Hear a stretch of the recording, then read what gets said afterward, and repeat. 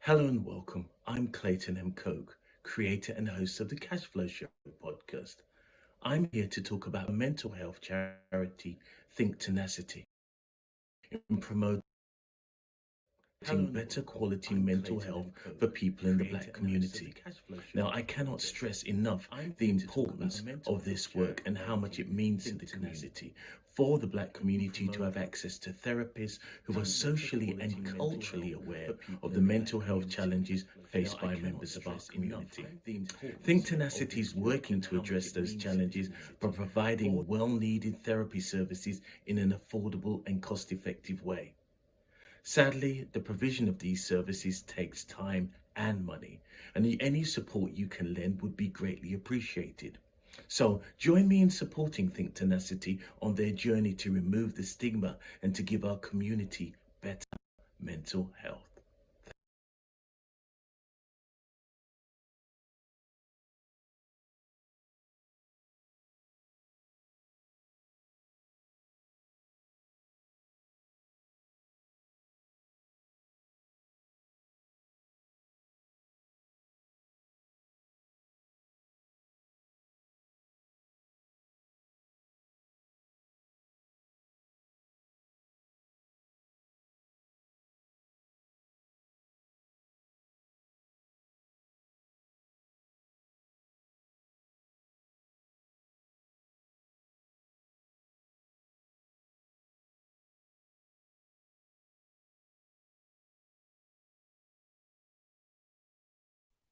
Hello and welcome. Welcome to Making Time for Black Mental Health Events. Today we have a great welcome you if you are joining us live.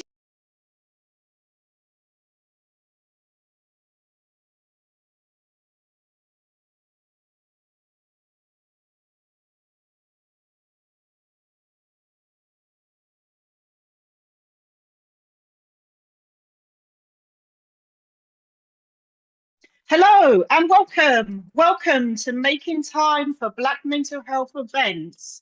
We welcome you if you are streaming live on YouTube. We welcome you in live from Zoom. Panel, can we start? Panel, can we start? Are we live?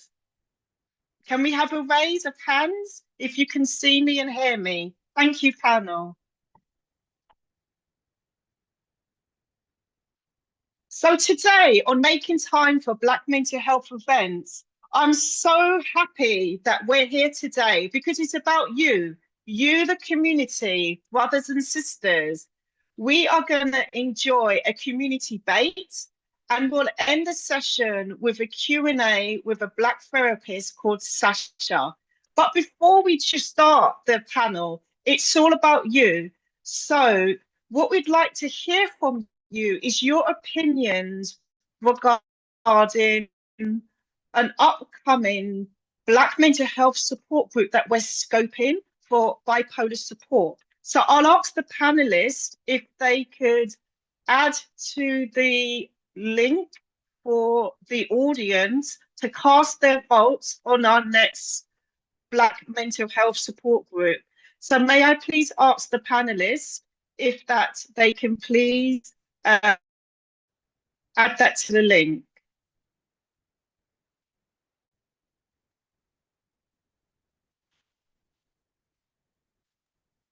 Hi, Bella. How do I actually do that?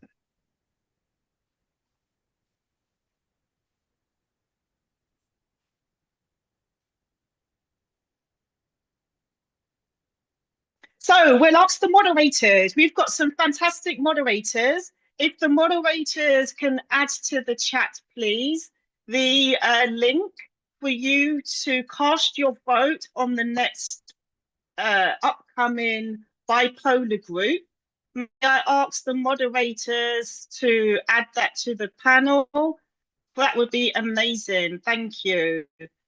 We seem to be having some audio technical difficulties. So can you in the chat do a thumbs up to make sure that you can hear? That would be amazing. We just seem to be having some audio difficulties.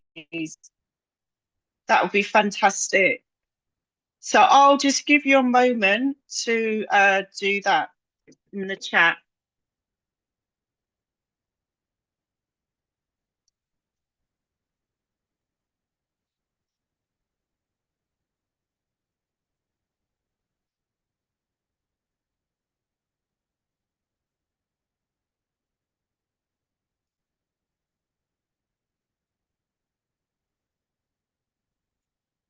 So before we start, I'm going to go around the panel for the panel to introduce themselves. So I'll start with Lloyd, then Blame, and then Sasha in the chat. That will be amazing. So if we start with Blame, Blame, could you introduce yourself, please? Lane Robin. I'm a senior lecturer in occupational therapy at Leeds Beckett University. I qualified as an occupational therapist in 1994 and have worked across a range of sectors, including mental health as a community mental health team occupational therapist, and also an advanced practitioner dementia specialist. I've worked mainly across the community, but also in acute hospital settings. Thank you. And over to Lloyd. Lloyd, could you introduce yourself, please? Yeah, hi everyone. My name is Lloyd. My day profession, I'm a occupational therapist assistant. And then my other role, because I wear two hats, is I'm a member of the Black Men's Consortium, which is a group of Black men based in Brixton. We produce live shows, workshops, and performances relating to the Black experience from a male point of view. That's me.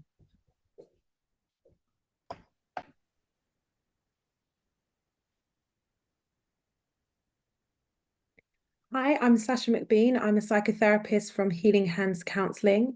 I provide online support and telephone counselling in connection with the Royal National Institute for Blind People. I come from a background in providing support for those on the spectrum, mostly autistic individuals in an educational field.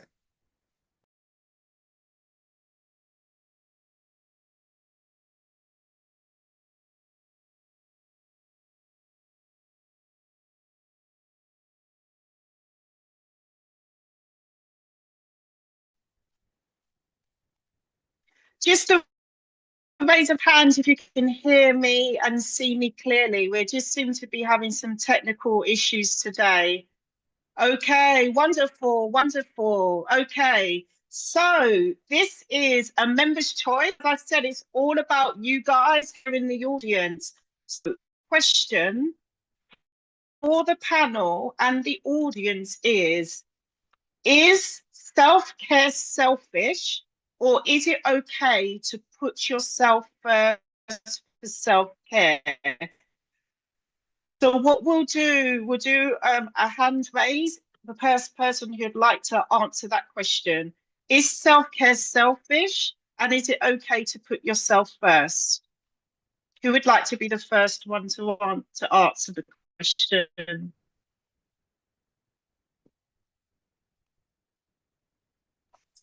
I'll go again. Is self-care selfish, or is it okay to be self-care? Who'd like to start? I'll start.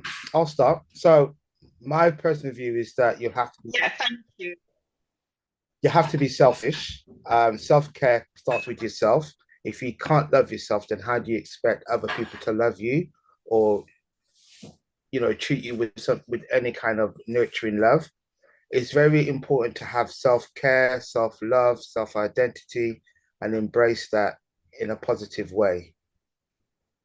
That's my thoughts on the matter.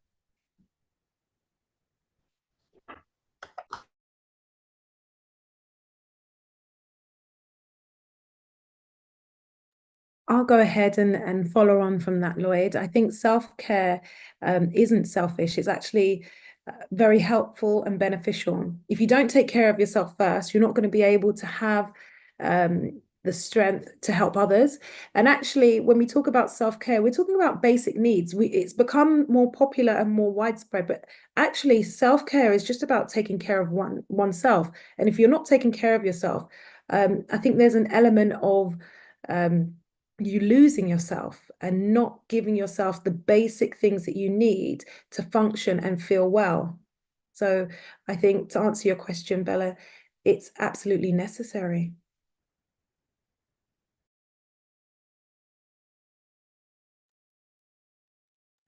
Bella, we can't hear you at the moment. Thank you, panel, so much for inputting. Thank you. My apologies. I have very bad Wi-Fi difficulties here, so we will be doing our best. So, Blaine, would you like to contribute to that discussion point? I couldn't have put it better myself than the way Lloyd and Sasha have put it across. But I'll just add, for the purpose of all members tonight, self-care, when we talk about it as occupational therapists, counselors, or psychosocial therapists, it's really about what is meaningful to us as human beings who are focused on the routines that make us who we are. So the act of doing things, whether it's resting, whether it's preparing something to eat, whether it's grooming, our hair in ways that are specific to our culture as Africans, as Caribbeans, as Black Caribbean people. It's really it's unique, and it's important. And it helps us have a sense of self-worth. It feeds our self-identity, and it gives us the sense of, this is my self-worth, this is my self-esteem, this is my self-confidence. We need every ounce of that to deal with the white world. And it is a white world, even though we escape into moments of our own survival mode.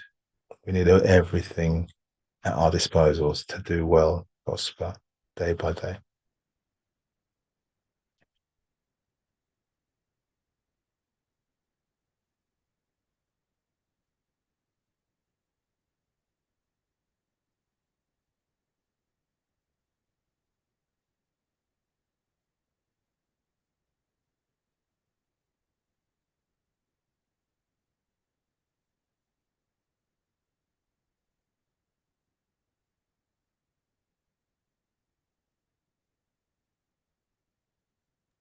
Thank you, panel, for your contributions.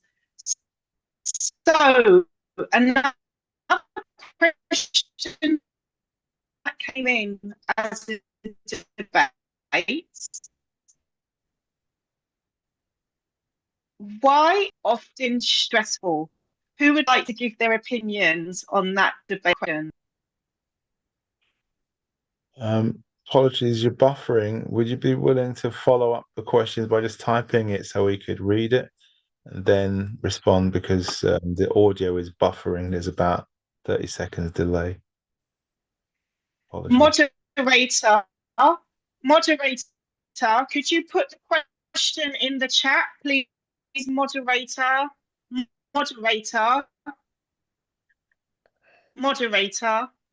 Yep.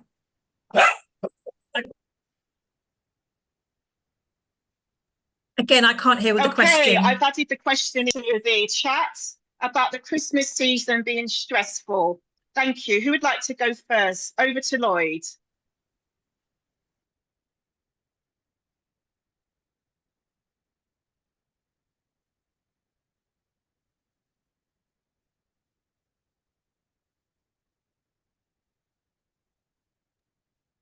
Sorry about that. Sorry for the delay. Yes, Christmas can be stressful for a number of reasons. There are a lot of people who don't have a good relationship with family, friends, and loved ones. Older people are often, and younger people are often socially isolated, don't have that support network that make it stressful. Not being able to afford Christmas can also be stressful. Yeah, so in some regard, in some aspect, yes, Christmas can be stressful for some, not all. Yeah, that's my that's my answer. Yes. Sure. So I'll just follow on from that, Lloyd, and then I'll go into it. Is that actually it can be very stressful for many different people for different reasons, and some of the issues that they face in their family life throughout the year, it kind of bubbles up because there's so much expectation about presence, about people being in one place or the other. There's conflict between specific family members. So it can be a really stressful time because it's like everything is more intensified by the expectation that it has to be perfect. You have to have the perfect gift, the perfect tree, to have, this wonderful meal. And I think that creates a lot of pressure at a time which should be something to enjoy, be thankful for, and just have a good time, have some fun. Blaine, do you have a Thank you. contribution, please? Yeah, thank you. Again, it's a time of the year when it's probably the most expensive, and society expects us all to spend money. We're stigmatized if we don't spend, maybe looked upon as being steep, tight. And what it means is we're locked in between a whole set of cultural expectations of this society that we live in, called our home. And what we can do is lean into it. We can spend what we can afford on gifts. And sometimes it could be a card or just a well wish. It doesn't have to be monetary. People who know us well enough should know and respect that we go through ups and downs.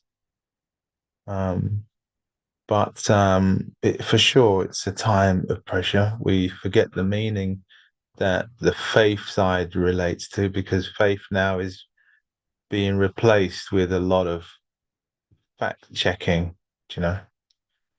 When was Christmas? When was Jesus exactly born?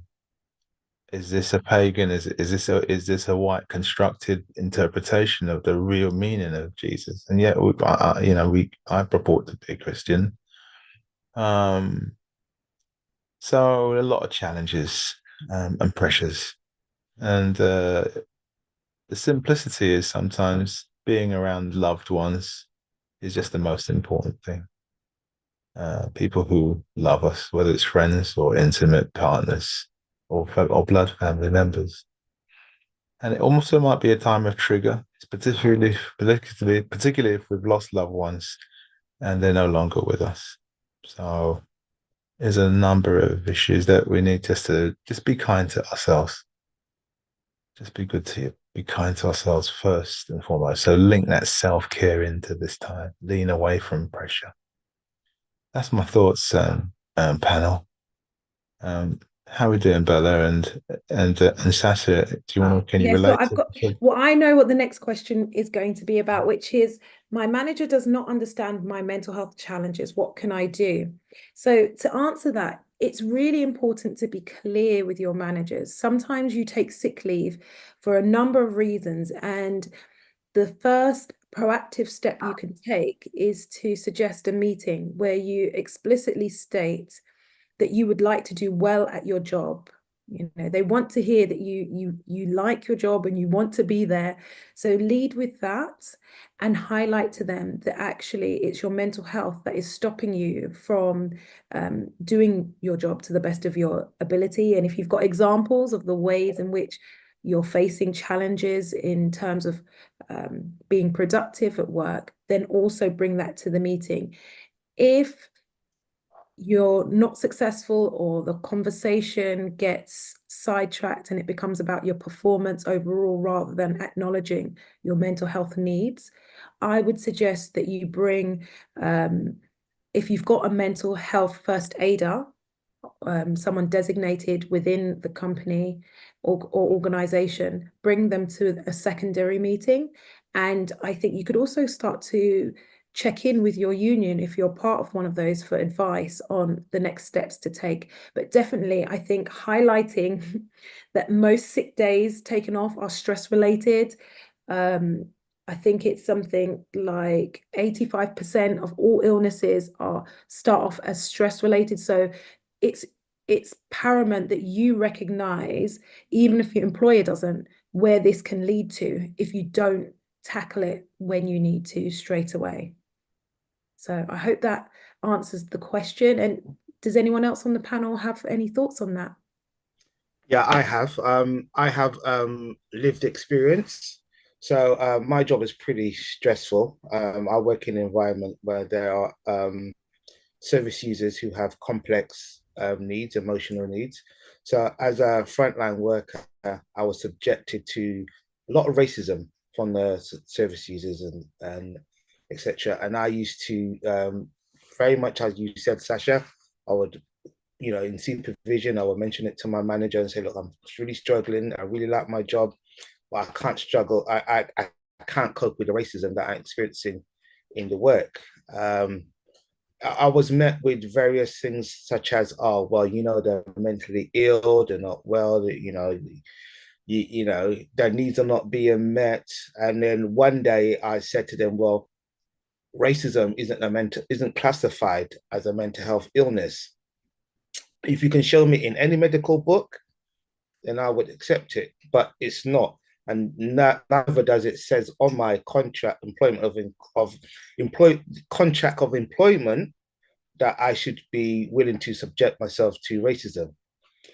Again, I was met with kind of thing. Well, I was called a bitch. I was sorry, excuse my language. I was called this. I was called that. I said, but that's different.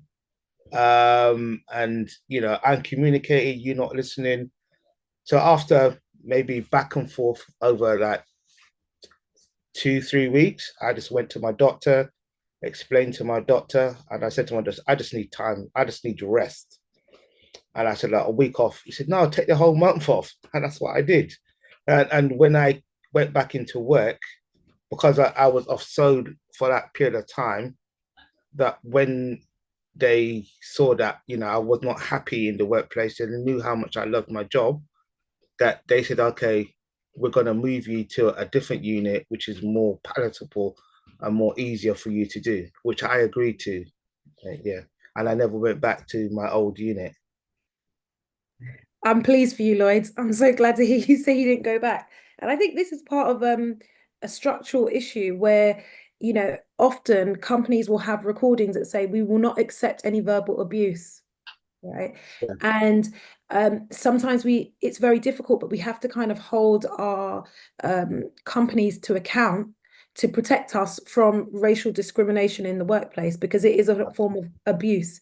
And there has to be very clear signage and information on what happens when you break those rules. So sometimes they say we will terminate the telephone call. You will not be able to have, if there's mental health issues, that's one thing, but there needs to be an address that people need to be held to account when they are being abusive, Absolutely. So I'm glad you got out of there, Lloyd. Thank you. But yeah, and actually, moving when you didn't go in, they realized that they couldn't survive without you. They realized that there was going to be a problem, and it's only when they start to see how the problem impacts the group collectively that sometimes they will respond. So I think it was great that your doctor gave you that. And also the financial implication for them. So they still had to pay me as well as paying somebody to cover when that month that I wasn't there. So financially, it hit them hard as well. That's probably what did it as well, added to it. Yeah. Well, it's good to see you smile in how you give your lived experience, Lloyd, and I really want to thank you for that. And great to see a fellow occupational therapy professional in the house. And thanks for all you do in the community. One of the things I am pleased to let everyone know is there is a legal duty for employers to look after the health, safety, and well-being of employees as far as reasonable and practical. That's part of the Health and Safety Work Act 1974. I'm in my 50s and I only discovered this about 3 or 4 years ago. That thing, if only I knew. In other words, it's okay. There's a statutory duty for for an employer to look after you, your welfare, as far as reasonable and practical. That means a great deal. It means, for example, that if a boss gives you tasks and he or she instructs you to do that in a hostile way, for example, in how you perceive it, you can actually say, I've hit the wall, boss. I just cannot do anymore. And there should be space to negotiate. The law often wants us to highlight risk in a kind way, not in a hostile way. And so whether they call it capability, whether it's sickness, absence, there is procedures in law to support us. But 90% of the time, when Black people experience problems in the workplace with white majority or other employers, it's got a race element to it. We deny it of ourselves for many years. We say, no, it can't be racism, it can't be racism. But when we experience the racism, we become mentally ill. We react in that depressive state. It's just that we don't label it as an illness. And we spoke earlier on about post-traumatic slave disorder. But my colleague said, apologies, my colleague said it's actually a present issue. There's nothing post. When you're being racialized in the workplace, it's difficult to fight back because we can't believe it. We are always in a whole state of shock. Sasha, come in, or Bella, come in, if that's okay. Thank you so much, Blaine, for those contributions.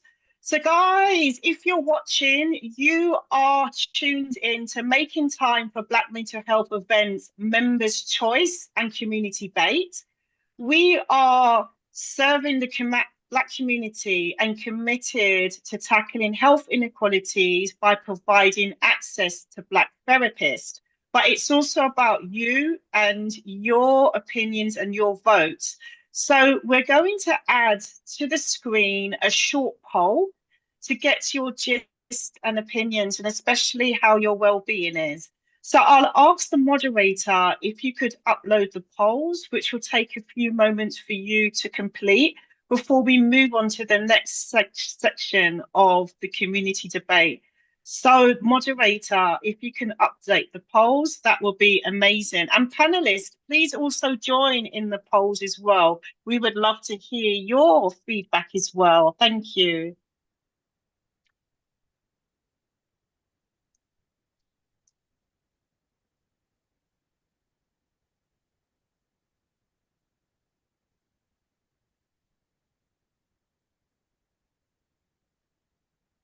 Thank you, guys.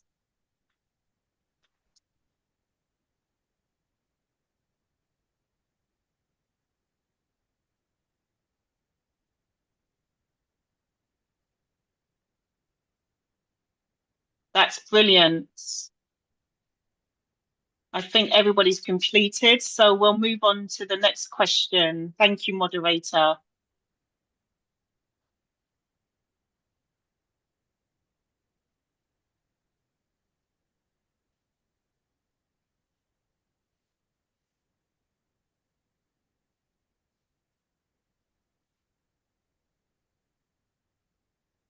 Thank you, moderator. So the next question is, where are you joining us from?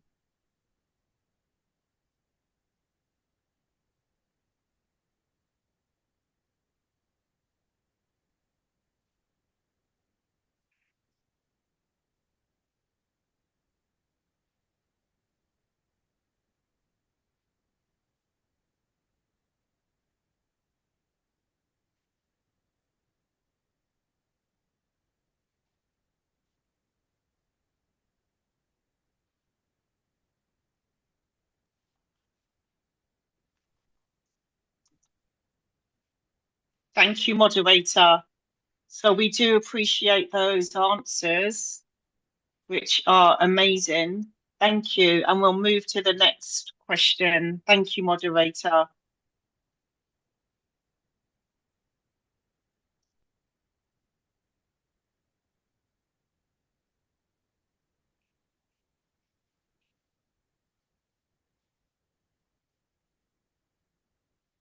Thank you. So we'll move on to the next question. Thank you, moderator.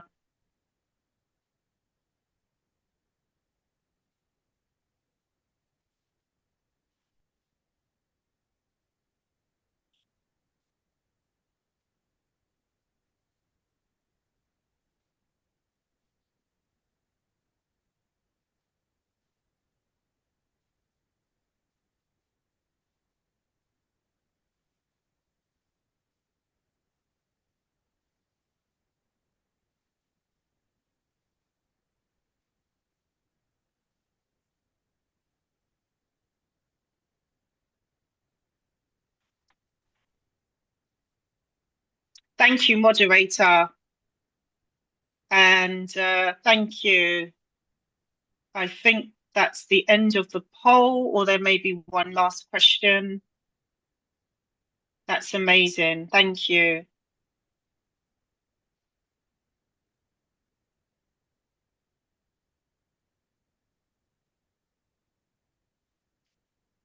Thank you, moderator. That's amazing.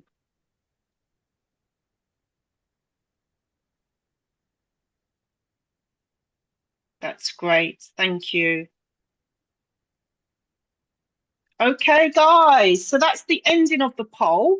And in this section, we like to find out from our moderators and the panel, what do you guys do for your self-care to look after yourself?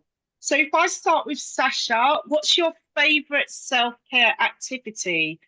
And participants in the chat, guys, as delegates, add your self-care to the chat as well.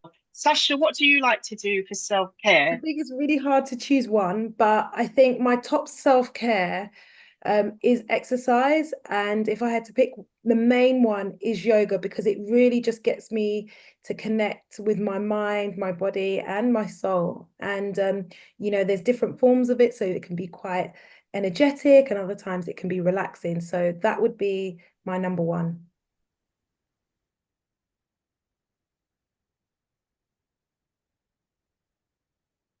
Bella, we can't hear you at the moment. Wonderful. And Blaine, what's your number one self-care activity? Thank you for asking. I asked this earlier on today at work. The opposite of self-care for me is where we don't want to be. We don't want to be in a state where our well-being is collapsing all around us. So And what's your favorite thing to do? What do you like to do? I like to keep moving. I like to exercise. Yes. And I like to swim. If I can't swim, I walk. If I can't walk, I get on a bike. If I can't get on a bike, I do floor exercise. If I can't do that, I do the gardening. If I can't do that, and then it goes round in circles over a 6 week basis. So week one might be swimming, week two might be walking, week three might be gardening, week four might be exercise. I do something. Do something. Oh, that's great. Mhm. So delegates in the audience in the chat, do drop in the chat, what do you enjoy for self-care? We would like to hear as well. So Lloyd, what do you like to do as a self-care activity? Believe it or not, I like to go to the Turkish barbers and have a good shave and stuff like that. And then they give you a hot towel that kind of like, just to help you, that helps me relax. I often, on a few occasions, actually nodded off in the chair while I'm doing it because I find it so relaxing. Apart from that, I like to cycle. I cycle everywhere, especially in green spaces, especially in the summer. It's like to site and be in green spaces. That's what I like to do as self-care. Nice, Brilliant. nice. So in the chat from the audience, we've got some brilliant answers. We've got somebody saying jogging, which is fantastic. And we also have somebody saying going to the cinema, which is amazing too. We love that. Spa seems to be very popular. A lot of people like the spa. I guess it's that warm feeling of what you love to do and have that warm feeling. So that seems to be great. So Well, yeah, do keep can on I coming in chat. can I come in a little more without being greedy? Yes, please do, Blake. Recently, I helped my partner, my girlfriend, self-care for her by putting various ointments between her plaits. She said, Blaine, do this for me. Isn't that amazing how we can actually provide self-care to our loved ones, the people we love, about nurturing? So I'm in touch with my feminist side. I'm doing hair care, and helping the scalp. Isn't that amazing? We can provide hand massages to our partners. We can help do their toenails or their nails, for example. What do you think? Is that a thing in our culture as Africans and Caribbeans? Is that a thing? I think whatever transports you away from work, the everyday stresses, has just got to be amazing. So, for our audience and the panel, we do have a favorite self care card for you. It's been added to the chat. And after the event today, you can go back and fill in what your favorite self care activities are, and our events team will send that out to you. So do look forward to that. So at Making Time for Black Mental Health Events, we're committed to breaking stigma by providing access to Black therapists. And as I mentioned to you, we are scoping out a bipolar group. So we had some questions that came in via our Eventbrite with regards to bipolar, because bipolar in the Black community has a higher rate compared to our white counterparts. So one of the questions that came in, and this can be a general discussion, and I'll put it first to the Black therapist, is how can I manage my moods when struggling with bipolar? How can I manage my moods when struggling with bipolar? If I could ask first our Black therapist, and then the other panelists can perhaps share some tips. So that would be amazing. How can I manage my mood when I'm struggling with bipolar? Thank you, Sasha. I think one of the main things when it comes to bipolar is understanding where you stand. It's really difficult, but essentially people with bipolar may be on medication for the rest of their lives. And it can be a difficult choice to make, but it might be a necessary choice to make. And I think that when you decide where you stand on with that, whether you're going to engage with medical intervention in that way, then that can be the starting point to helping you manage your moods. Because I think we have to acknowledge that with some disorders, the information that we have about them, especially with bipolar, is that there needs to be a balance of the chemicals in the brain and how they're functioning, how they make you function, how they make you feel. Because otherwise, you're starting off in life feeling really depressed, going through instances where people can't relate to you. You're lashing out, or you're experiencing these really euphoric highs and just feeling energized and motivated, and you want to go and do all of these things. And other people thinking, wait, slow down. What is happening here? You seem so chaotic. And I think once you understand where you are at with bipolar and how it impacts you and how you're going to tackle it, then you have a baseline for managing your moods. Then are you taking your medication? Does this need to be revisited with your GP? Are you going to experiment with other additional therapies? Do they conflict with one another? What are the side effects? When we think about nutrition and we think about weight gain, that's a common thing that people with bipolar, it affects their self-esteem and how they see themselves, because the medication is sort of playing around with that. And so I think in terms of managing your mood, if you don't feel good, if you don't like what you see, if you can't relate to how you're feeling emotionally, you don't have a way to check in with yourself, then actually it's going to be really hard to manage your mood. It's going to be really hard to regulate your behavior, because you're coming from a place of not understanding yourself, not having a baseline and knowing what's manageable. So I would say know where you stand, figure out how your treatment plan, what it's going to look like, create a routine, a schedule so that you can help stay accountable. You know, life can get in the way, you get busy and you might forget to do all of those self-care things that are important and crucial. And find that you're kind of automatically thinking, well, what am I doing? You know, I'm blowing up at everyone. How am I going to manage this? Come from a preventative standpoint. And I think that can be Thank quite you so much, coming from preventative.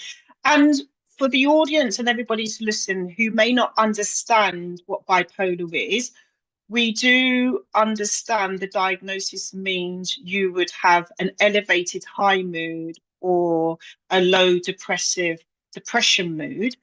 And if you could perhaps give an insight on, with bipolar, that how best, for example, if, say, within our Black community, we may know a loved one that's struggling with bipolar, what would you recommend the best way to support them or to give them advice if they feel like they might need support with bipolar, or they don't know if they've been diagnosed or not? So I think having that conversation when you know that they're in a more stable place, because sometimes you might try to help them and actually they can't receive the help. Or you might find that they're only coming to you when they're in a moment of crisis. And then once they're feeling stable, they don't want to deal with a possible diagnosis. They don't want to deal with addressing that they have a mental health concern. So I think figuring that out is a good starting point. And in terms of the Black community, we have to start to acknowledge what is therapeutic, right? There might be things that you do that are helpful and have a therapeutic element, but then you have to recognize, am I doing this because it's something I enjoy, or is it a therapy? Am I doing it for to help me be the best version of myself? I think sometimes we see music as healing, and therefore, yeah, I'm just going to listen to music. That can be great. But in the context of somebody who has bipolar, you're not going to be able to necessarily just pray away the disorder. And I mean that completely respectfully. But, you know, we have these tools at our disposal. And if you're a person of faith, you have to recognize when you are being given tools and access to professionals who can complement your beliefs and your faith. So I think within our community, we have to start to acknowledge what is therapeutic and how are we going to tackle that or support somebody with bipolar. Thank you so much for your contributions there. I mean, you know, it is apparent that there is stigma within our Black community, and I have added to the chat an article that was written for Bipolar UK. Just out of interest, does anybody in the audience or the panel, are you aware of any bipolar support groups that cater for the Black community? Is there anybody in the panel? Lloyd, Blame, are you aware of any specific bipolar groups that support the Black community? Somebody in the chat has said no. I'm not aware. I'm not, and I've been working in mental health services for nearly 2 decades now, and I haven't heard of any. Can I just say Think Tenacity? That's the main one that I can think of. Oh yeah, of course, Think Tenacity. Yeah, Yes. thank you. This is why we do this work, because we want to hear from the community. So I do open the question: why is there stigma with regards to bipolar in the Black community? Why is there stigma with regards to bipolar in the Black community? Blame? Thank you. We have been overrepresented in mental health treatments from, you know, the 1950s to the present. And for several hundred years, our Black bodies were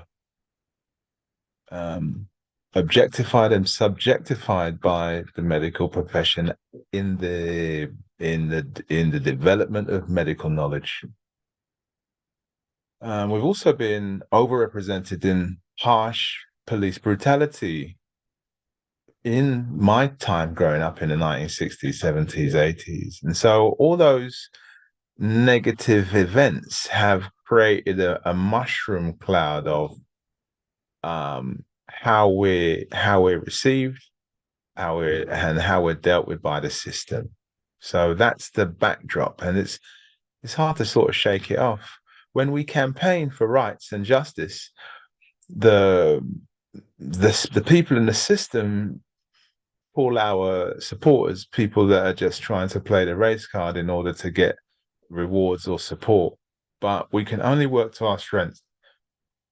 Who can live in our shoes but ourselves? Who are the experts of walking in the shoes that you walk in? Yourself. At that moment in time, our lived experience is the most richest experiences of what it is to be Black and having a label, a medical diagnosis or a mental health diagnosis. So that's the backdrop, really. Does that answer some of the question, Bella? Yes, most definitely, because I think in our community, we know stigma exists, and bipolar is such a complicated, chronic, long-term psychosis illness that where we're still being comfortable talking about it, it's still seen as that taboo illness, a bit like schizophrenia, and it's all about knowledge and education. So these platforms are so important for us to have so we can discuss and raise awareness of what bipolar is and to really understand that it is more prevalent in the Black community. There isn't enough science to determine why, but we do know in general mental health is greater, which could be down to racism, economic access to healthcare. Sasha would like to say something. Thank you. Yes, and I completely agree, Bella. And I just wanted to highlight that in connection to something that Blaine mentioned, when you have been through traumatic experiences at a really young age, you're more likely to develop bipolar or have bipolar disorder. So I think it's crucial when we start to think about the ways in which post-traumatic or stress related to racism or generational the legacy of slavery and all of these things, and sometimes living in a very hostile world, the events that you might go through as a child might then lead you to being predisposed to something like bipolar. And I just wanted to share that. So a question I do have, where we're scoping out to run a bipolar support group for the Black community, what type of group workshops do you think would benefit the community? A more understanding about what bipolar is, the symptoms of bipolar, helping our loved ones or managing sleep, or how to get a diagnosis. Does anybody have any suggestions? What's much needed for the Black community? Because we know education is a definite one. Does anybody else have any contributions? Oh, a drop-in cafe? Blaine, please do share. When psychiatrists and psychologists work with us, they put a lens on, they put a sort of framework. And I think Lloyd has got a whole basket of interventions, and it, Lloyd. I mean, that's the way we're trained, isn't it? There's a whole, everything's matched to our needs, the needs of the individual, the needs of the group. Lloyd, anything from experience? So I can give a personal experience. So my daughter's mother, before she passed away, she was diagnosed with bipolar. And so this was back in the 90s. And for the Black community at that time, specifically Afro-Caribbean community, it was almost seen as a demon curse, and I use that term lightly. It was mad. You must have been on something, or it was drugs. No one understood the condition. When the people used to see her, they used to run away from her rather than try to support her. And that was hard to see from the Black community at that time, because it was, you had one part of the community was saying, oh, you need to go to church and pray, and it was very, oh, you have a spirit in you have a demon in you, you need to rebuke it and come out. And that was not the case. What she needed was counseling, medical intervention. She needed support, and that wasn't offered at that time. Now for working in adult mental health, especially, I've seen that a lot of people are given therapeutic interventions. They're given CBT. They're given various interaction and support to help them. To me, the black service users that I have encountered are not really getting the type of support needed to support them culturally, emotionally, and mentally. But with Think Tenacity, we can change that with the support of other people and getting it out there that okay, we are a demographic that's underrepresented, not understood. When people see us, they think of aggression, they think of violence, all that. So we need to change the narrative. And by having workshops and panels like this, it's a start. We need to write to our MPs. We need to write to the of mental health. We need to just to get out there. Even if I was to write a play about somebody doing experiencing bipolar, and and the episodes that they're going through, and the support and the lack of support, what looks like good support, what looks like bad, and how the community can rally around and support that person, that'd be my job done. So I think each one of us have a job to do to get the word out and support.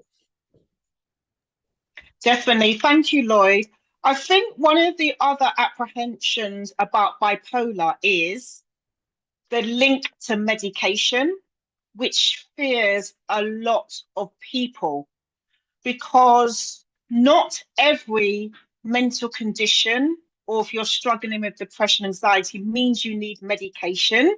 There's other interventions, but there are some long-term chronic mental illnesses that requires medication. So I do think those that might be struggling or have had symptoms would be very apprehensive to go to the doctors or NHS, because the fear that they have to have medications. So I think one of the things I would love to see for our type of support for bipolar is looking at what treatment looks like, where Sasha mentioned it can be therapeutic. And if it means medication, educating. And I think most importantly, what's needed is the education around medication, when to take it, what the side effects are, will it impact your work life, personal life, and having that one-to-one relationship. The other thing that I will say, and I'd ask as a question for the panelists, is that stigma that if we know we're struggling, we're scared to go to the NHS or we're scared to go to the GP. So why do you think Black people in our community are scared to go to their GP or don't trust the NHS when they're struggling? Who would like to answer that question?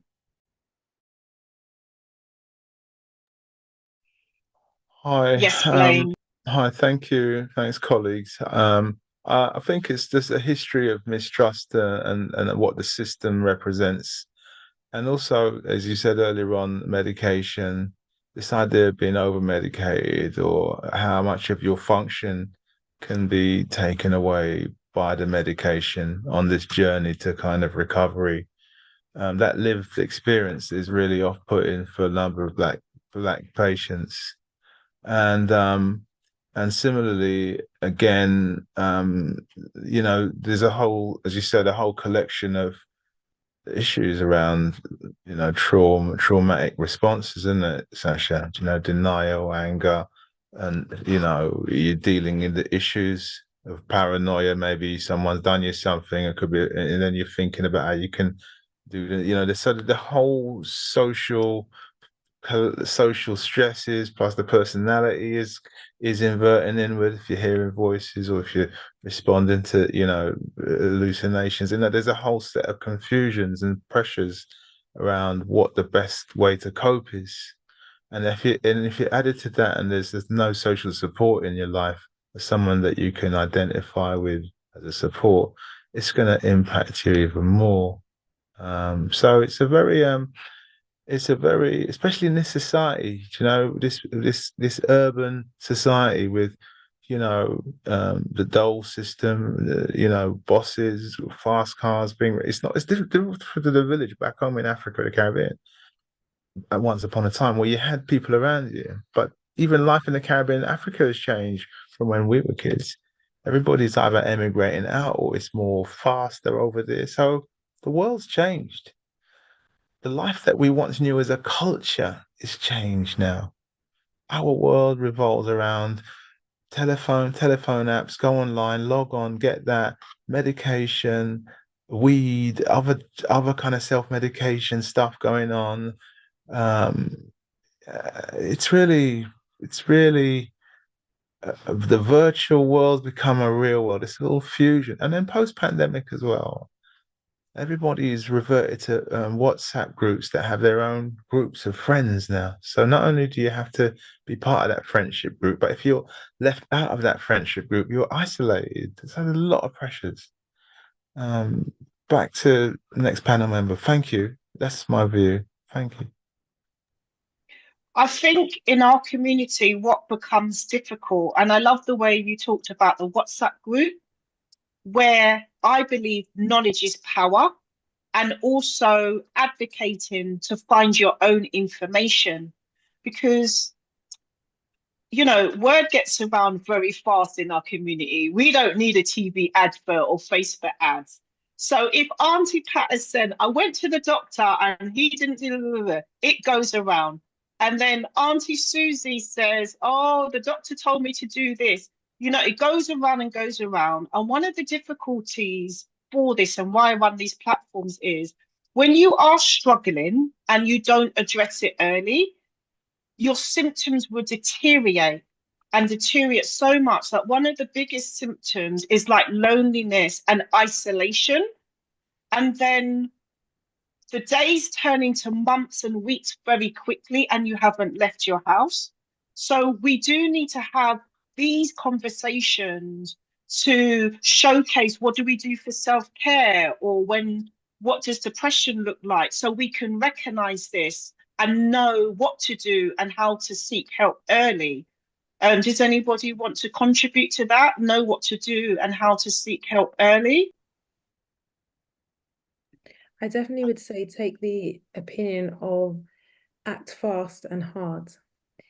Speak to the people in your family and in your community to see what support is there. If you're struggling for more than 2 to 4 weeks and you're not sure what's happening, but if it's bipolar, you know that it's going to take a while for you to go from one state to the other.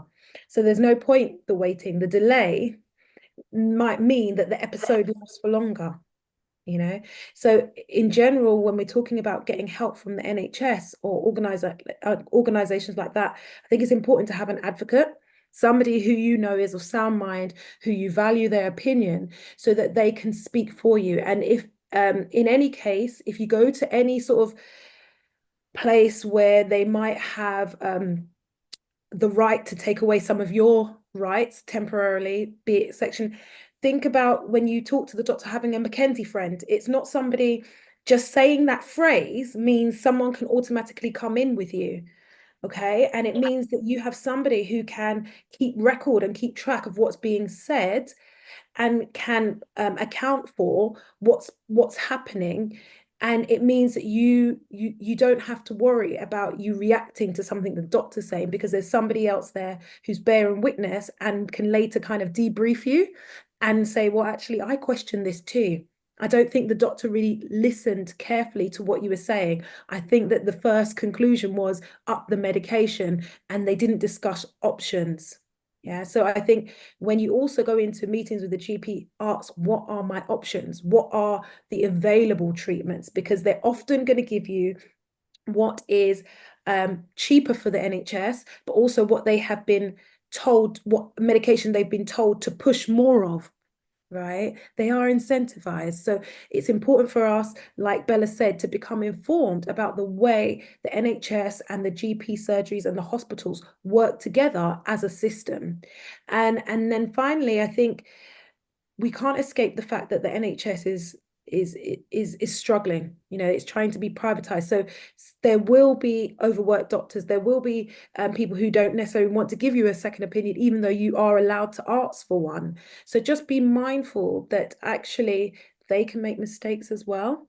You want to trust them, but at the same time, if they don't understand why you might not trust them because of what you look like and the treatment you may have received before, then actually they're not really culturally sensitive and they're not informed on how your race might make it harder for you to receive less biased treatment. Yeah. And I think one of the good things that's happening is holds in police cells are now being phased out. It's now going to become part of the law that if you have a mental health crisis, that you will not be held in a prison cell, but you would get some sort of support. So that's a beneficial thing to look forward to. Yes, I second that, Sasha. Thank you for raising that, because I saw that new documentation whereby they no longer can hold you in a police cell. So thank you so much for bringing that up. We are at that time of the ending of the year when it can be very, very stressful. Approaching Christmas and New Year, you look at the new year and you think, how did we get here? It felt like spring. So, you know, depression is one of the most common mental conditions that all of us may go through or know somebody that goes through. Could the panel share what are what are some of the common signs, early signs of depression? What are the common early signs of depression? Should I lead with that, Bella? Blaine, thank you. And then we'll have Sasha. I'll make Thank what. you, Blaine. Okay. Well, I could be reacting to an event that you're finding distressing. You might have fallen out with a relative, and the event is kind of is playing on your mind, so you're reacting. So that's what I think could be the beginning. An event has taken place. It might be a loss of a job. It might be you had a quarrel. It might be you're falling out. It might be you've lost a passport, a wallet, something stressful impacting it, a stressful event. You're reacting. Over to you, Sasha. Sorry about that. Sorry to be late. Yes, Christmas can be stressful, but Oh, okay.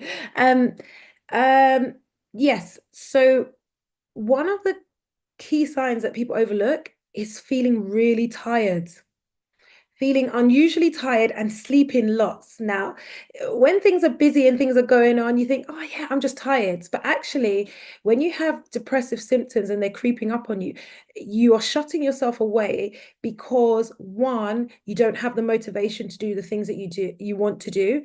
You're not feeling a sense of pleasure or enjoyment. So that not only not being interested, but not getting to enjoy those things, which means you're confused, you're not sure why it is you don't want to do these things. And for some people, depression can actually look like drinking lots, over consuming. If you've been prone to smoking, you might reach back to those coping strategies if you've given up before. And I'll put it out there, sex addiction and things like that, any type of addictive behavior, it might actually go up when you're feeling depressed because you're trying to self-soothe, you're trying to find a way to get out of that depressive state. So I think that those are some of the common signs that people overlook because they just seem part of everyday life and they seem quite normal. But those are some indications of depression and what can happen and creep up on you. The section. Sorry, Lord, if you want to come in and just show us a sign. But the sexual side, I think, is something that is often taboo in our conversation. So I'm glad you raised it, and maybe it can be a future conversation, Bella, because we have been over sexualized as a race through the transatlantic chattel slavery process, and it's had some damaging effects on us as a people. But the pleasure, the responses, the pursuits, etc. So really powerful. I'm glad you raised that. So I'd like to just add to what my colleague said, but then talk about this process. So an event has happened, and then there's the ruminations.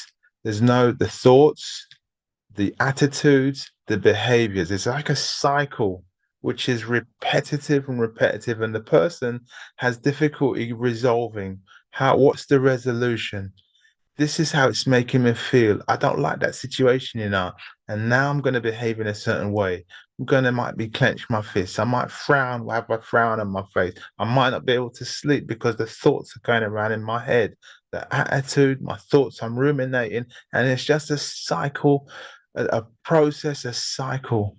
And yes, sometimes it could be not just necessarily reacting to something. It might be something in the long, long past that's been re-triggered, and then it's come back again. You felt, a quarrel you had with your dad years ago, or that's something that he did to you, and then you don't like this and that. So it could be a whole set of past trauma things coming back as well, I think, from what I've seen. Some comments in the chat, Bella, if you wanted to take the lead again and just work with some comments from your members. Thank you so much. I think it's really important that we are aware of these depression, because Sasha, our Black therapist, mentioned things we may take for granted: sleeping a lot, overeating, eating less, reaching for sugar, having that extra red wine, so it's good that we're aware, so we can look at ourselves that this week looks a bit different to last week, and then the next step is how we act on that and know where to go. So in the chat, we have put other charity information that if you are feeling triggered, that you know where to go. And at Making Time for Black Mental Health events, we do provide a funded service where you can get 30 minutes free with a Black therapist. And all you need to do for that is text our events manager, Serena, and she'll put you in contact with somebody, and we'll send you all of those follow-up details thereafter the event. So we do provide that service, and then the next cycle will start in January. We are coming to the close shortly of the event before we continue with a Q&A with the Black therapist. But before we close, I wanted to share with you some information about other parts of our service, if you're not familiar with Making Time for Black Mental Health. And just to show of hands in the chat, is this your first time coming to a Making Time for Black Mental Health event? Please, in the chat, let us know if it's your first time. We are also available on social media. You can follow us anywhere on Think Tenacity social media. We're on Facebook, YouTube, all of the social media providers. So you can get all of our contact details there. And we do also have a podcast channel as well. And there's a current series on there, which is called How to Find a Black Therapist. So please do check it out and share. It'll be useful for the Christmas season in case you're getting a bit stressed out after that Christmas day and you want to go into a little corner and have time for yourself.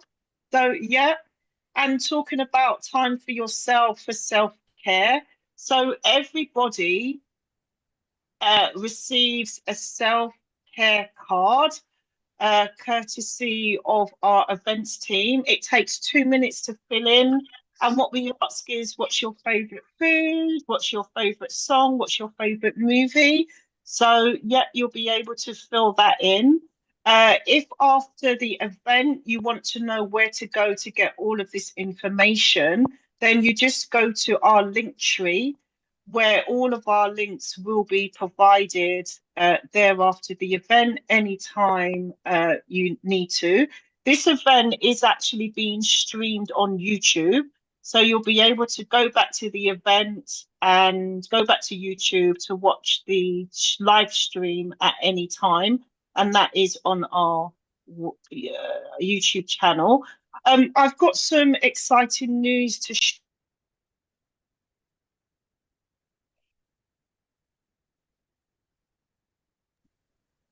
Can't hear you, Bella.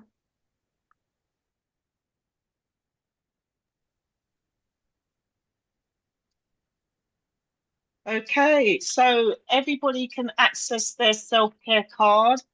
If after the Making Time for Black Mental Health event, you can go to our link tree where you'll be able to find that information. I'm really happy to announce we have booked our 2005 Making Time for Black Mental Health in-person event, which is going to be held at the Novotel Greenwich Hotel.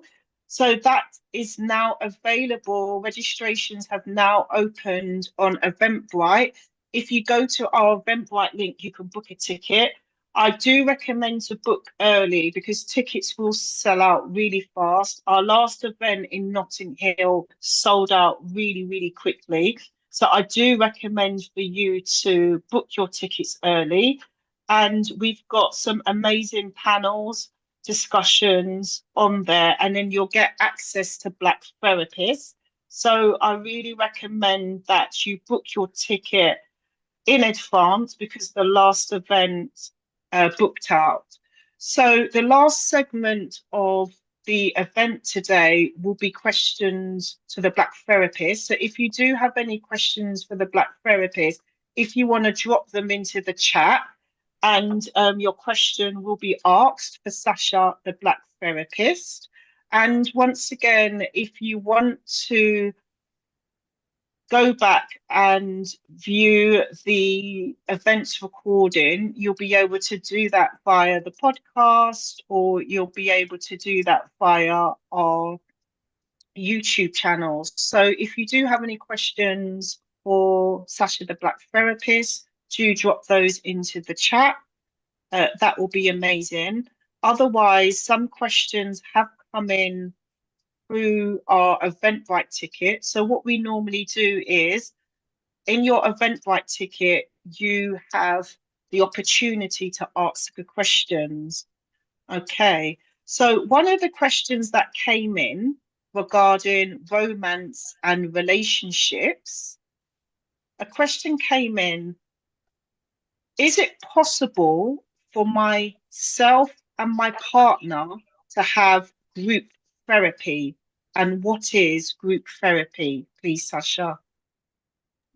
So one of the things that it might be important to recognize is, do you want to be part of group therapy, or are you looking for couples counseling? So the reason why I say that is because there might be certain issues that you would benefit from in terms of having group therapy with other couples.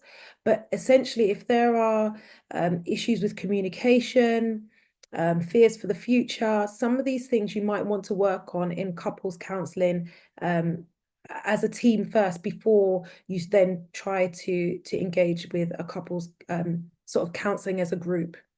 Yeah.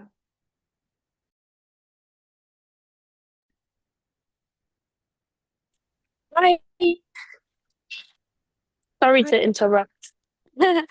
I'm literally just getting back to home. Hi. Can I introduce myself now? I know it's like you got 25 minutes left of the live.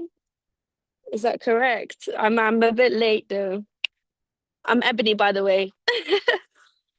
For the audience, we have Ebony Hi. who's joined. She was running late from a workshop. Ebony Yeah. would like to introduce herself and give an overview of the dance workshops that she leads for Black mental health. So, Ebony, I'll give you the spotlight if you would like to just share what you do and give some information about the dance workshop. That would be amazing. Thank you. Hi everyone. Apologies for the delay. I also got called to cover tonight, so yeah, I'm running a lot more later than usual. But yeah, my name is Ebony and I am a dance artist and teacher. Do let me know if I do cut in and out as well, because I am currently walking home from my station. So connection might not be great. But yes, so I am a dance artist and I'm a teacher. I work within the community dance sector mainly through Trinity Laban and organizations such as the Royal Academy of Dance through their Step Into Dance program, which is mainly focused in secondary schools. So I have a lot of experience with different age groups at the moment. But I've come on here to talk about a workshop using hip hop dance as the main stimulus. So how I would structure any workshop is all about well-being for me to start, because I understand when you bring dance to the community, not everyone has access to it. We all love a dance, but obviously like technical things and technique is something that maybe that not everyone has had much experience in. So I always like to come from a well-being aspect. So warm up, first and foremost, would be a conversation. So a get to know me kind of thing. Can you still hear me, by the way? You can just put a thumbs up. Yeah, it's fine, Emily. We can hear you clearly. It's fine. We can hear you. Do continue. Thank you. Yes, we can hear you, Ebony. We can hear you.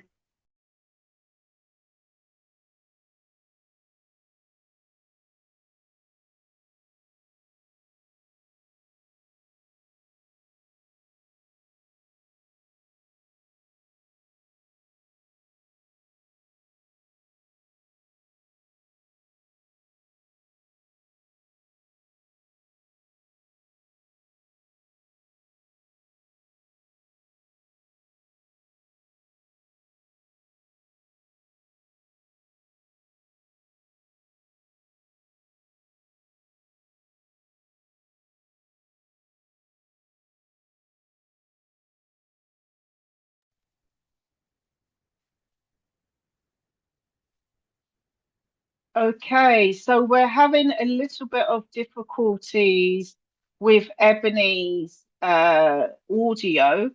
So what we will do is continue with the Q&A with Black Therapist, because we're having a bit of difficulties there with Ebony. We can't seem to hear her. So we will return back to Ebony. So continuing with Q&A with Black Therapists. So Sasha, could you explain what is couples therapy? Thank you. So couples therapy is something that you can engage with at any point in your relationship. There might be some people who have specific marriage counseling to help you prepare for getting married, or but couples counseling is usually you're having the sessions together. Now, when you have the assessment, it's quite different. So the assessment process, usually, depending on the way in which you do it. So I'm a Gottman trained therapist. You have your 45 minutes to 50 minutes independently with each person in the couple, and then you have a longer session together, and then you go away and you process the notes and some of the observations that you've made. You might be required to fill out questionnaires, and then a treatment plan is devised. So that's usually how couples counselling is different to one-on-one counselling. The whole point is to help a couple to either function better together or figure out what their next steps are.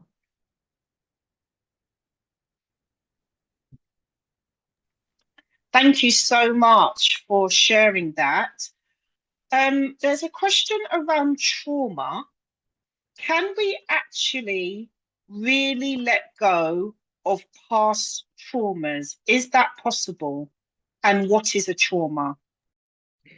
So a common definition of what trauma is, it's the embodiment of an experience that was life-threatening or perceived as life-threatening.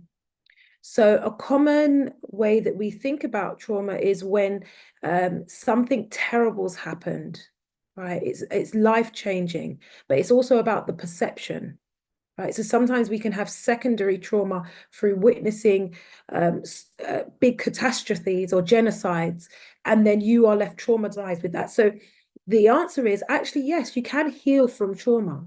It might not be an easy thing to do. It might be complex if you've experienced other traumas that you haven't been able to work through, but it is something that you can heal from. Thank you for sharing that. The other question is, what is PTSD? Is that also trauma? Yeah, so PTSD is post-traumatic stress disorder.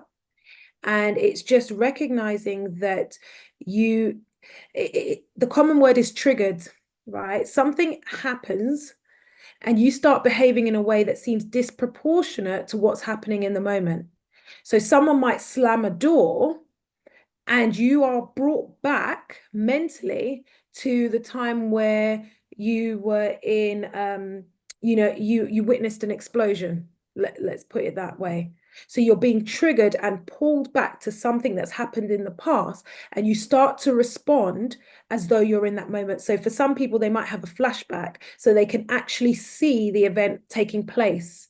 And so they might start behaving really erratically. They might start shouting, screaming, throwing things to protect themselves from that trauma that's now in the present moment with them. Smells can trigger off you smell someone cooking something and it takes you back to something that you ate or smelt being prepared before you had that car accident, or before you witnessed somebody hurt the person that you love the most. So it's just you responding in the present moment to something that's happened in the past. Thank you. Could you share a tip how to cope with a trigger? So my go-to with dealing with a trigger is sensory. And I say that because it's a quick way to bring you back to the present moment. If you're suffering from PTSD, I would suggest you have like a little sensory kit. That's what I call them, right? You have a little makeup bag or a Ziploc bag that has something that triggers your senses. So something you can smell, something you can taste, something you can touch, something you can see, and something you can hear. And if you don't have those to hand, looking at a clock, looking at things around you and naming 5 things to get you back into the present moment. Most of us have AirPods. If you can, put on some music, have something that helps you feel good. And what you're doing is you're trying to bring your central nervous system back to a state of being aware and alert, but not ready to act. Yeah. So those are some of the ways that I would suggest dealing with triggers. I love that idea of a makeup bag or a bag or something you carry with you on hand, because triggers don't have any alarm timing. They can happen at any time. So I do love that. So guys, if you do have any questions, please drop them in the chat. And for the last segment, I'll be totally happy to answer your questions for you. The next question is, what is grounding? Does it really work? the science is out on there, and there's lots of research to say that grounding works. Okay. I would like to think, how I think of grounding is, have you ever seen that trick where with certain people's hair, right? You rub the balloon and you see the static and you see that their hair connects to it, right? There is something taking place that you can't actually see, but there is a process that changes something. Grounding is us reconnecting with an electromagnetic field that is beneficial for us. Okay. So when you ground, you're getting in touch with forces that you cannot see, but that are beneficial to you. A common way of grounding is taking your shoes off. Taking your shoes off. And I know you've probably seen a few people walking on the high street or walking in the park with barefoot, and you are thinking you are crazy. But there's a method to their madness, which is I want to ground. I need to be in touch with the electromagnetic field of nature that I am a part of, that I can connect to at any point in time to start to feel calm and to think clearly. So if you want to ground, a really quick way, if you're at home and you're not outside, is just take off your slippers, take off your socks, put your bare feet on the ground, even sit on the ground. Yeah, in some cultures, you sit on the floor or on a really low sofa because they want to ground. They want to be able to connect with the people that they're talking to. So that is essentially what grounding is just getting back in touch with nature. That explains it to a T. A question that's come in from the chat. Is there a link between PTSD as a result of emotional abuse and racism? So I would recommend that you maybe search online for Dr. Joy DeGury. She talks about this at length. There are some links with PTSD and racism. Okay. And when we talk about emotional abuse, you can also think of it as psychological abuse. So PTSD in itself, if it's based on a life-threatening event or a perceived life-threatening event, if you are living in a relationship or an environment where you're constantly being threatened or coerced to behave in a way that you don't want to, then yes, you can experience PTSD. And what I would say is actually you're more likely to suffer from complex PTSD, because when you're experiencing the emotional abuse, the psychological abuse, you cannot necessarily see it. A child doesn't go to school with marks on them that show that they're being psychologically abused, which is different to when you're physically being harmed.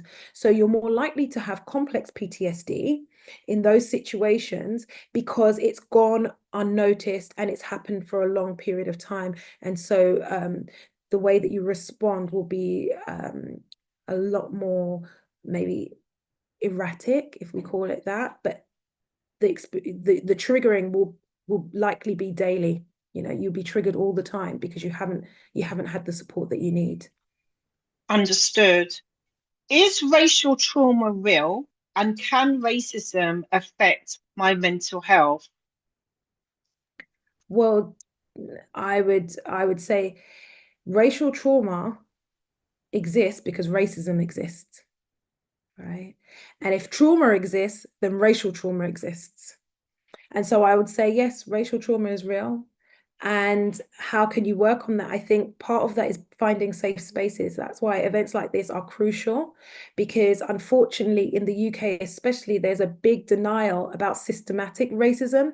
And we know if there's a system or organizations that are breeding grounds for racism, it's going to filter down into our communities and our everyday life and how we interact with others. So it's really important to find safe spaces and to find communities where you feel that you belong to and you know that you can be psychologically safe, which is the ability to talk and be heard and supported, knowing that there won't be any repercussions. And that's why things like, if you're experiencing it at work, it can be very difficult to get support because whistleblowers are not really protected in a lot of organizations. So finding safe spaces that are actually psychologically safe can be a really important first step. Thank you for sharing that. Do you think there should be more visibility of Black therapists for young people who have lost friends and family members to gun or knife crime? I think that this is something that's kind of taken a back seat in everything that's going on in the world. Knife crime and gun crime, maybe 15 years ago, was everywhere. It was on every headline. They would count how many young people had been murdered due to knife or gun crime, and that's not really taking center stage at the moment. And I think that it's something that needs to be brought forward, because the young people are the future generations. And yes, we do care about our the older people, but the young people don't really have a voice. They're looking for guidance. They're needing us to support them. So 100%, there needs to be more on gun and knife crime, because these are the sort of experiences that the young people are taking along with them. If we're talking about trauma and we're talking about being triggered, they're then moving through life responding to what they've experienced, what they've witnessed, what they've vicariously witnessed, and then they're being treated as though their behavior is erratic. And actually they're responding to something that's happened in the past that keeps coming into their present. And then we have situations where they're, reported for behavior, disruptive behavior, being excluded. And we kind of know where that kind of leads some of the young people. So yeah, definitely need more of that. A question came in from a parent. My son and daughter is struggling with anxiety or depression. I'm trying to get help for them. They're over 18, but they don't want to take up the help, and they're living with me. What should I do? This is a really difficult situation that you found yourself in. And I just want to say thank you for raising the question and continuing to try to find help and support, because it's not easy. Your children are essentially of legal age where they can access support for themselves. And unfortunately, especially when you try to take them to somewhere like a doctor or getting any type of intervention, if they're over the age of 16, they will then throw back out the question, do you want to attend therapy? Do you want to be here? And if they say no, then they won't necessarily see them.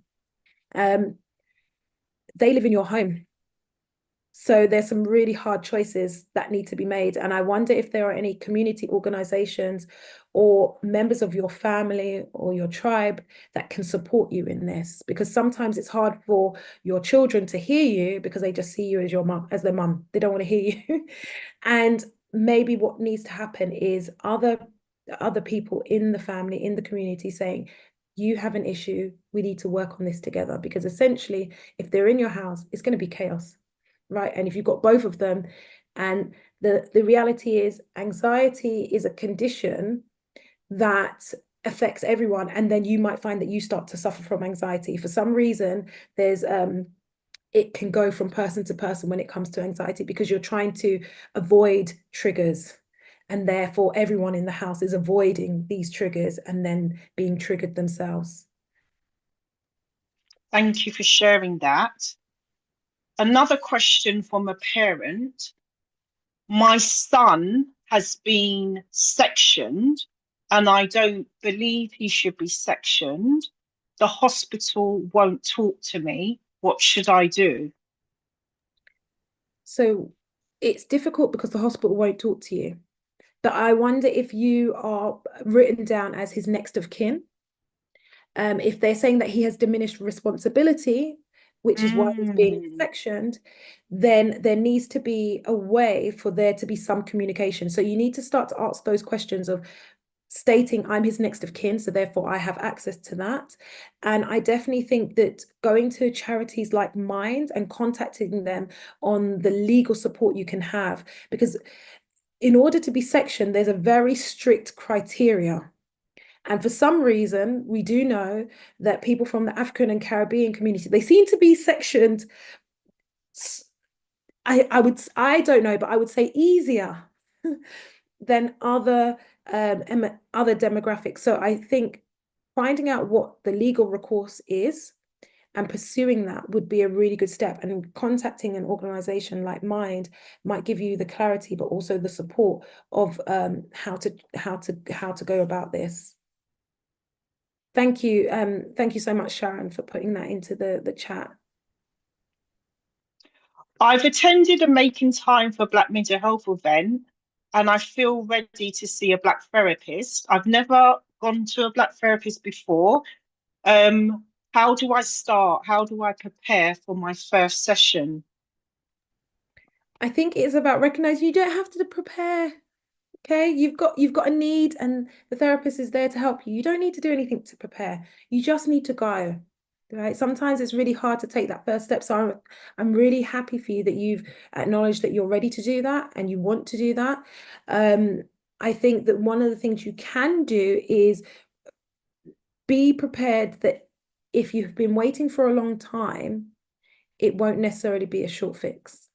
Depending on what the need is, we have to be open and recognize that if you've been dealing with this issue for 5 years, there is no way you're going to counseling and you're going to have 12 sessions. It's not going to happen. Okay. There's a lot of change that can be made in 8 to 12 sessions. But if you have a deep-rooted issue, be open to the fact that it won't be a short-term solution. Yeah. Just be open to the experience, because I think that you're ready, and just trust the process. And I think on my TikTok, there's lots of information about what you do when you're looking for a therapist, or what you do when you find it difficult, because these are things that will happen because it's a relationship. You're relating to your therapist. You might not find the right one for you straight away, but that doesn't mean that you stop, because this is about you, not about them. So I'm really pleased that you're ready to take the step, and I wish you all the best. I've just got a question to ask. What advice would you give to a member of the Black community if they've never been to a therapist before and they're scared, they don't know what to expect? They're thinking of going, but they're scared. What advice would you give, please? So I think if you're not sure and you're scared, one of the things that you could do is have an introductory call. So most therapists provide sort of 15 minutes. People might call it a discovery call if they've come from a sort of a role where they've been doing life coaching and whatnot and transferred. So just have that free session, have that free consultation, go onto a counseling directory. There are lots. There's Barton, the Black African and Asian Therapeutic Network. I'm sure if you contact Bella and her wonderful team, they know of Black therapists. So find directories and look up specifically for Black therapists, because you might feel more comfortable seeing someone who looks like you, because it takes off that pressure of, are you being judged? You know, if that person's being a bit quiet, you're not going to feel so persecuted, I would believe. And that's what I've been told by clients, is that they just knew that I would get it. They didn't have to over explain themselves. They didn't have to worry about, am I going to be sectioned straight away because I'm talking about my faith and how I deal with things. So I would say, if you're feeling scared and you're not sure, go online, access the resources that are there, touch base with Think Tenacity, look for therapists that look like you, and know that actually a lot of people are quite anxious about going to their first appointment. So even if you say to them, I'm not sure if I need therapy, but I'm feeling really scared, I'm not sure what to expect, that usually opens up a conversation where they can reassure you and know to kind of tread lightly. Thank you so much, Sasha. And for the audience, you are a Black therapist. Could you share what your specialist area or the theme of your therapy, please? So I'm an integrative therapist, and that means I take a perspective where my client is at the heart of what I do. I don't have a specific modality. I'm not purely psychodynamic. I'm not purely psychoanalytic. I'm not purely narrative based. I look at you as a person and what you need, and I apply whichever theories are applicable in that situation. And it's about recognizing the parts of yourself that have been discarded, that have been cut off, that have been rejected by you, by society, by your family, by your friends, and helping you to look at that. And coming from a place of compassion, realizing, is it necessary for those parts of yourself to be silenced and shut away? Is it possible for them to be accepted by you and therefore accepted by people who know how to love and respect you? In terms of speciality areas, I've mentioned working with visually impaired or blind people, working with childhood sexual abuse as adults, anxiety, depression. Those are my sort of speciality areas. And also if you're on the spectrum, particularly if you're autistic or are seeking a diagnosis for ADHD. So those are some of my specialist areas. A lot of people think therapy, as you see on the telly, you sit on the couch and you have this, they need to stop these movies now. I thought Netflix has improved. So can you just share with the audience, do you take sessions, telephone, Zoom, in person? How does the session work? Okay, I'm so glad you asked that, Bella, because actually, as a therapist myself, I forget what the perception is. And I remember when I watch programs, I thought, and some people you sit on a couch or you lay down and they're just going to ask questions. And for some people, they kind of sit there and they don't really talk to you. They expect you to talk all the time. And it can be quite intimidating, especially if you haven't had counseling before and someone's just staring at you. You have no idea what's going on. So I would say in my therapies, I get my clients to draw sometimes. We need to communicate. And if you are struggling to communicate because you're experiencing trauma, for instance, we don't just have to talk about it. Yes, it would be great if you get to a place where you can express yourself and you feel safe to do that. But that doesn't have to be the only thing that we do in the talking therapy space. We can draw.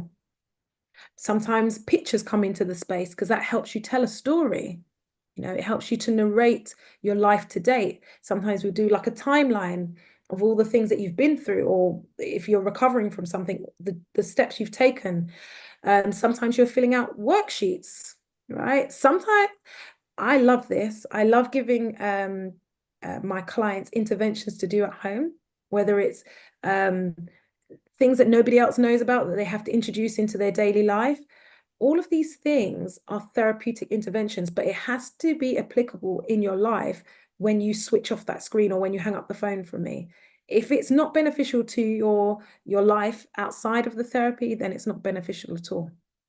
So it's not just about education, us talking, you learning about what's happening to you. It's also about you being able to be empowered and go out in your daily life and show up in a way that feels authentic and that feels true to you. I'm glad that you shared that, because we are becoming more of an awakening that therapy is okay. There's no shame, no judgment, but we still have that high percentage in our Black community who's never done it. And again, as I said, word gets around very quick in our community. Auntie Susie has said this, Auntie Pat. So you don't know what it is. And these movies don't help. So I'm also delighted that you also led that it can be on the direction and focus of the client, the person who's coming. And often you don't just have to communicate by words, because you might not know how to describe your trauma or what you're going through, and you could do it in other ways. So a question that's also come in, and this will need to be the last question from the chat. Can you also find therapists that can give support if you are experiencing narcissistic abuse? Is that part of therapy as well, therapy support? Yes, that's definitely part of therapy support. And when we talk about narcissistic abuse, for people who might not be aware of it, it's a really difficult personality disorder. And unfortunately, the world that we live in, there are many people who have a lot of narcissistic traits, but they may not have been diagnosed as narcissists, because most narcissists will not get a diagnosis unless it benefits them. So one of a famous person who has recently talked about being narcissistic is Nick Cannon. And it's really interesting when he talks about this, because lots of people are talking about, well, you know, he doesn't seem to be taking much accountability. This seems like a bit of a show. And the reality is, when you have somebody who is really narcissistic and would be linked as having the disorder, they often do not get treatment for it. So if you're going in there having been abused by a narcissist, it's about recognizing, are you going to be going back out into that space? What support can that counselor give you if you're not necessarily going to end the relationship with a narcissist? Because that's often what therapists might suggest. So if you have been abused and you're still in that relationship, or it's a parent who's narcissistic, a key question to ask is, how might you support me if I don't wish to stop access with a narcissist? Okay. And I say that because there are many people who don't necessarily want to cut off family ties, but they do want to be able to deal with it. That's a key question. Another question is, can you help me deal with psychological abuse? What are some, and I say these questions, it's really important to know when you have that consulting call, the consulting call isn't about getting help and support for that issue straight away. The consulting call is really a way for you to decide whether or not you gel with that person. Sometimes you just want to hear a voice or see a face and see if you can connect with them. It's also about the therapist's ability to know if they're working within their limitations. So they might be asking you questions to identify if they can support you. So I think be open to the fact that the consulting call might not allow you to ask all of these questions. Yeah. And be open to the fact that if your counselor if they refer you on to another service, it's actually them doing you the best that they can, because they're not going to be able to work with the narcissistic abuse or whatever the issue is. Yeah, we have to do that. We have a duty of care to forward you on to a colleague or an organization if they can't cater to that. Thank you, Bella. And thank you everyone for all your really interesting and thought-provoking questions. Thank you so much for answering those questions on our Q&A segment with a Black therapist. Making Time for Black Mental Health Events has received grant funding from Southeast Mind, where we do have some sessions for a cycle to start in January, where you can book 30 minutes with a Black therapist. So if you are interested, then use that link, but you can also contact our events team, Serena, and we don't have a long form filling for booking a session with a Black therapist. You can simply choose to send an email or to send a text. So those informations will be added. Just contact Serena in our team. In the meantime, Sasha, could you share, are you on social media? Do you have a website where the audience can find you? Yes. Thank you. I think Sharon has been diligently sharing the website. So it's www.healinghandscounselling.co.uk. And I'm on TikTok, again, Healing Hands Counselling, and on Instagram, again, with the handle at Healing Hands Counselling. And you'll usually see me there, put my picture with my purple hair or our logo. So yeah, that's the ways that you can connect with me. We will add those details to the chat so the audience can find you. And as mentioned, guys, all of the information will be added to YouTube and all of our social media. So that will be amazing. So guys and everybody in the chat, thank you so much for participating. So guys, we have come to the end, and this is actually our last event for 2025. It has been an amazing year. So thank you so much to everybody who has joined. And just to let you know, if you are unaware, we have a podcast which is available on all your podcast providers, Apple, Spotify.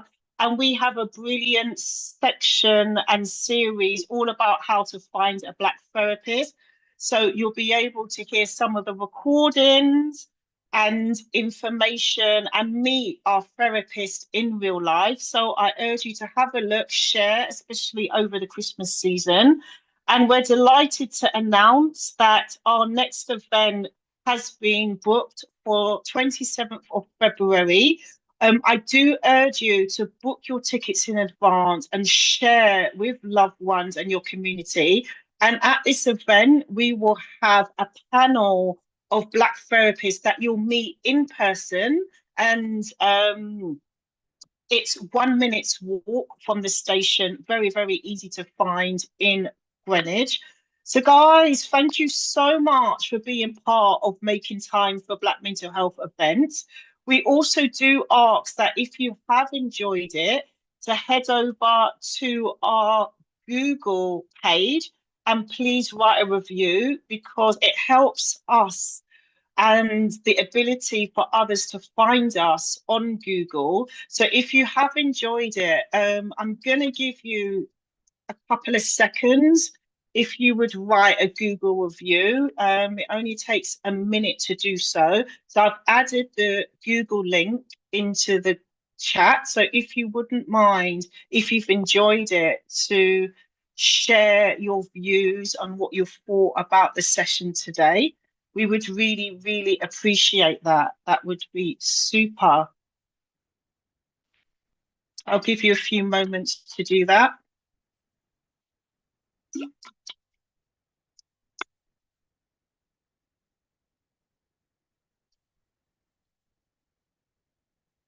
I'll give you a few more moments to complete your Google review.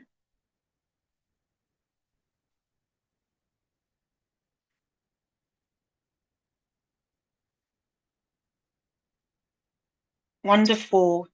Making Time for Black Mental Health is committed to serve the Black community by providing access to Black therapists, and we make a community for you guys to actually build new networks. So do follow each other on social media as well, so that we can encourage more of these informations about our work here and what we do. And if you like the work that we do, please do share with others in your community. So guys, we have come to the ending of the show at Making Time for Black Mental Health. Feel free to visit our YouTube channel at any time for you to get another replay of today's event. So I just want to say a big thank you to Lloyd for being on the panel. Thank you, Lloyd. A big thank you to Blaine for being on the panel and sharing your views. And a big thank you to Sasha. Thank you, Sasha, for coming on the show today. I'll get you to unmute. Big thank you to Blaine for coming on today. Let me get everybody to unmute. I think it's done. Yeah.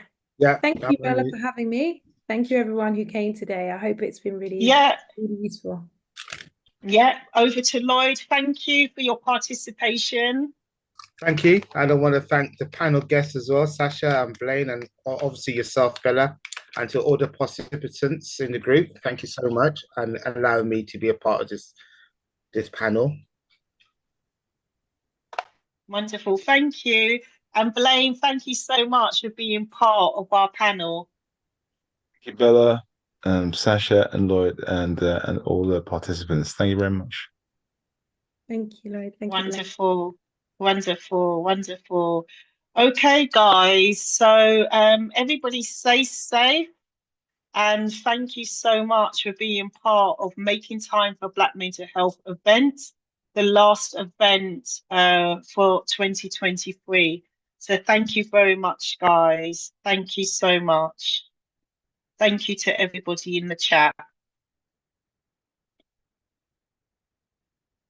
Thank you, guys. Thank you.